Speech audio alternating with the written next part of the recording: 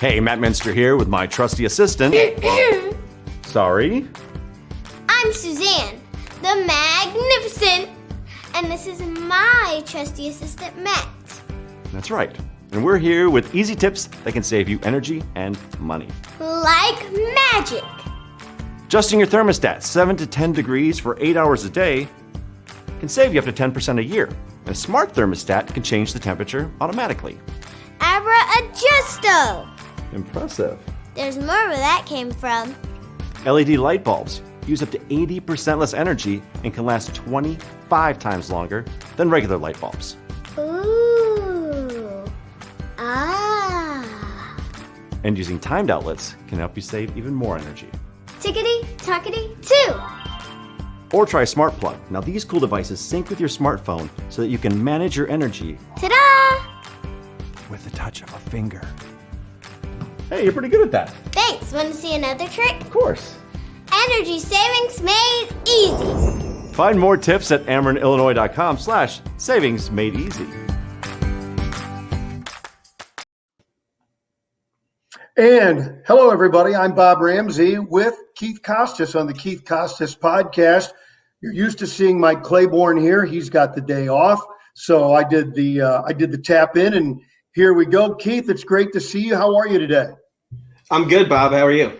I'm doing well, and brought to you, folks, by Royal Banks of Missouri, where better service means better banking. So an off day for the Cardinals, but it's never an off day for Major League Baseball.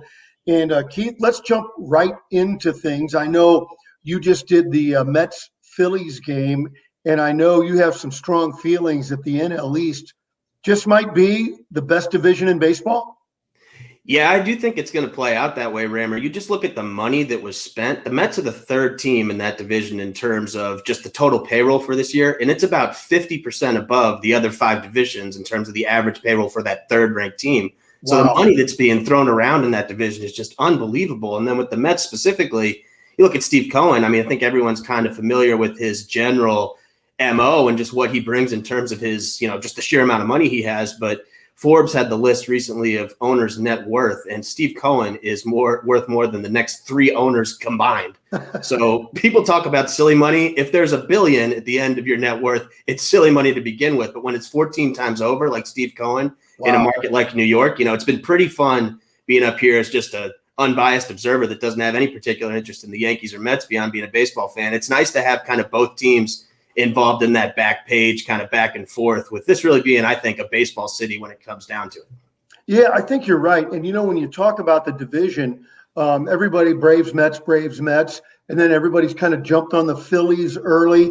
And Washington got off to that slow start. We saw them in St. Louis, and we talked about when they get their people back through COVID and other injuries, and we started to see it as they jumped into it. And I think they're gonna have something to say because they're top two guys in the rotation to go along with that lineup.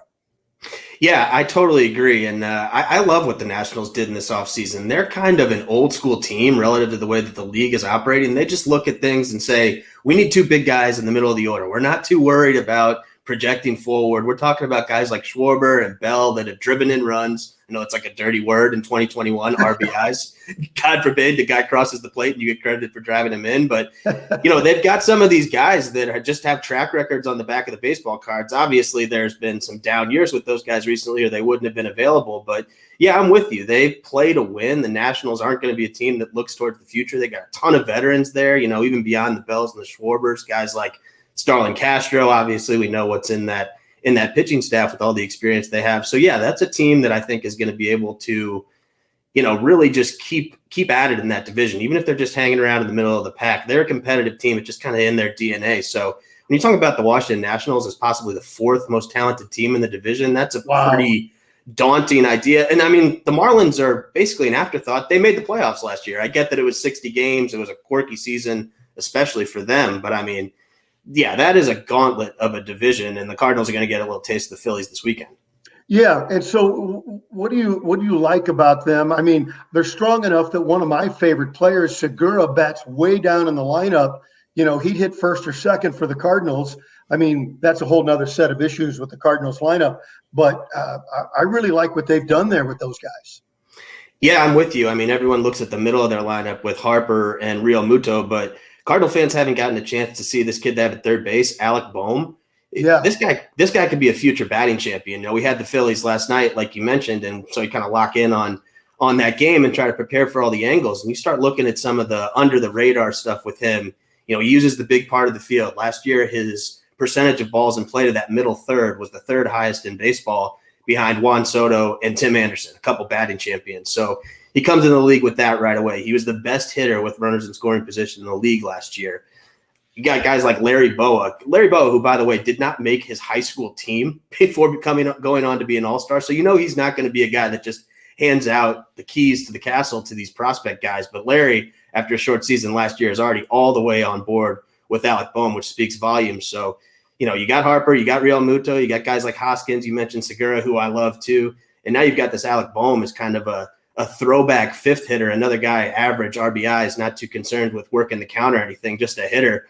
So that's a pretty daunting lineup. And then in the bullpen for the Phillies, that's been their fatal flaw. I mean, just a historically bad bullpen the last couple of years. Yeah. They addressed that with the personnel that's actually down there. But also you think about Joe Girardi in his first full normal season with that group. And he's always been a guy who's known as a great bullpen manager. I mean, it helps when you hand the ball to Mariano Rivera for a few years in New York, but he's a guy who's got a good reputation with the bullpen. So yeah, I think the Phillies are going to be in play there too. It's just a hellacious division, pretty much the opposite from what the Cardinals are dealing with in the Central.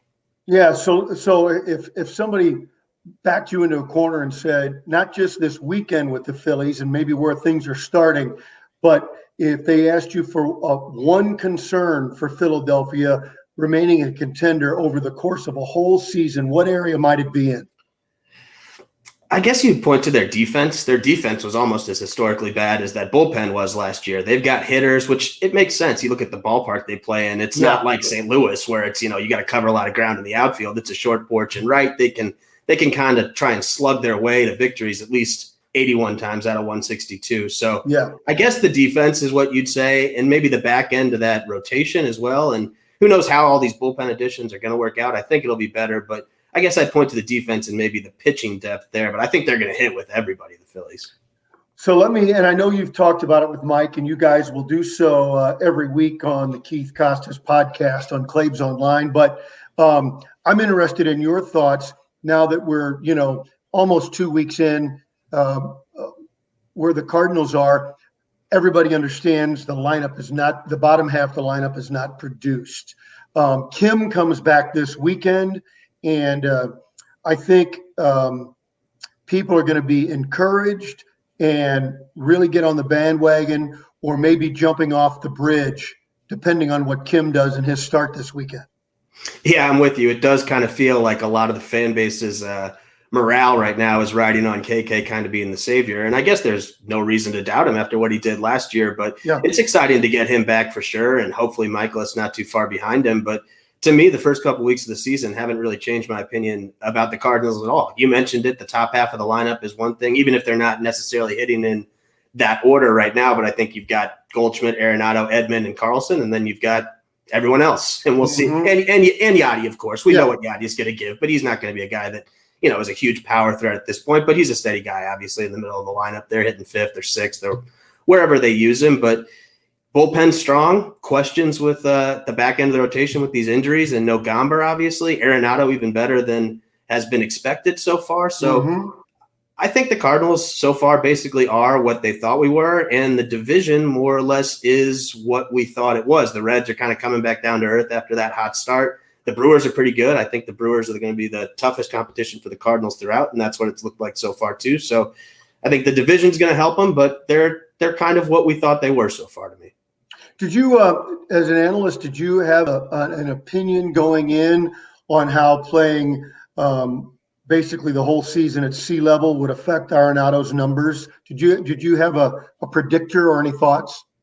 I don't know about a predictor beyond some of the analysis you've seen thrown around, which is that it's just so hard to go back and forth at Coors in terms of hitting in completely different environments when you leave Denver, just the way the pitches break and everything. But a point that I think a lot of people overlook also is that while Coors is a great place to hit and Arizona is a great place to hit in that division, San Francisco is not a great place to hit. Dodger Stadium's not a great place to hit necessarily. Yeah. Petco, it's changed a little. It's not what it was 15 years ago, but Petco is not necessarily a great place to hit either. So you're looking at, whatever the math is on that, 25% of your games are in those tough road parks in the NL West. So, you replace that with Chicago and Cincinnati and Milwaukee and some of the parts he's going to see in the Central, and I think it's going to even out there. And, yeah, I mean, what we've seen from him so far, it looks like that swing is going to play just about anywhere. So, I mean, we've seen it before with Matt Holliday and Larry Walker and all the other guys that have come over from Colorado. I think it's reasonable to expect he's not going to hit 40 homers a year, but he looks like a guy that's going to be still one of the best third basemen in baseball to me. More analysis on Arenado. I have a question for you. My theory, and it's just a press box theory, is that I think his power numbers will be representative. I don't think he's going to hit 330. I think I'd be more, maybe he hits 35, 40 and his power numbers remain the same, but I think the average would take the hit. And I know modern analysts don't care about that, but I think, to me, that's what I'm looking at. And I hope I'm wrong. I hope he hits 330. No, I'm totally with you. I mean, people look at the thin air in Colorado, and it's fun to think about McGuire and the 98 home run derby or guys putting up huge home run totals. But in terms of the actual overall offensive production over the course of a season, or even just in a given game, the size of the outfield is just as big of a factor in Colorado. You're not going to get, we talked about Philly being a bandbox. Colorado is just massive in terms of the actual ground you have to cover in the outfield. And that's a lot of singles dropping in. That's more doubles into the gap. So I think anybody's hard pressed to replicate the average. I don't have the numbers in front of me, but I want to say that the Rockies have been responsible for about half of the batting titles in the National League since they came into existence back in the early 90s. So, but at this point, you've seen guys like LeMahieu and others leave, and they're still quality hitters. It's maybe just the numbers come out a little bit differently. Keith, you mentioned Yadi a few moments ago, and I didn't want to let this week pass without you talking about his milestone, the 2,000 games caught with one team. Just remarkable. I think with the one team sets it a little bit apart. But even being in the top 5 or 6 all time with games caught, kind of put that in a perspective in the history of the game for me.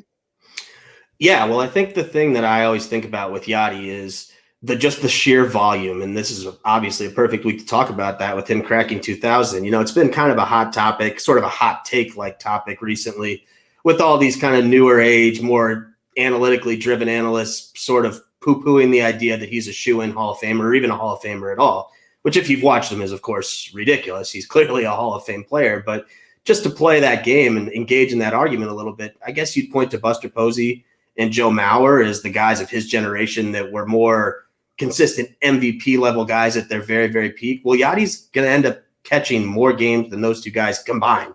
So you're talking about a Hall of Fame catcher. I would say actually catching has to be a part of that. And that's no disrespect to Mauer or Posey, but the idea that he's been able to maintain for this long is just absolutely remarkable. And then you kind of rewind the clock to the early part of this previous decade, and at his peak, you're not going to find many players in the history of baseball at any position, let alone catcher, where you're talking about that level of defense and offensive, at least relative to the other players at your position, coming from what Yadi did in those 2011, 12, 13, kind of in that range. And then, oh, by the way, you're talking about one of the great runs of winning in one of the most, storied franchises in the history of the game. Even if you want to look at his bottom line, just raw production from a statistical standpoint and point out that maybe it's short relative to the all-time greatest players in the history of the game, fine. But that other bucket of fame, so to speak, is overflowing beyond the overwhelming majority of people that are already in the Hall of Fame to me. So it seems like the popular opinion is kind of trending in that direction. I think you're hearing less and less that kind of need to bat Yadi down from a national perspective that's sort of become a in vogue sort of woke viewpoint in the baseball world in recent years, I guess. He's sort of just outlasting all of the doubters at this point, and it seems like a foregone conclusion that by the end of his career and by the time it comes time to vote on him in Cooperstown, pretty much everyone's going to be on board with appropriately recognizing just how great of a career it's been. you'll ask your normal partner, Mike Claiborne, about this, and he'll tell you that I'm a guy that is quick to come up with cockamamie theories. So Let's hear it. I have two relative to Yadi, and I threw them out there on the Daily Cards podcast with Joe Roderick today. One is that kicking and screaming, and it took me a long time because I grew up with Ted Simmons as my all-time Cardinal catcher, and it's been really hard for me to let go of that guy. But when I factor in the fact that Yadi is perhaps the best defensive catcher of all time, and that he's become a plus offensive contributor, that he has to take Ted's place, which is breaking my heart. Because when I'm in high school and college, Ted was my guy. That ties into my other cockamamie theory, and that is that I liken Yadi to Ozzie Smith. And I contend that, given all the gold gloves, that it was Ozzie making himself a plus offensive player.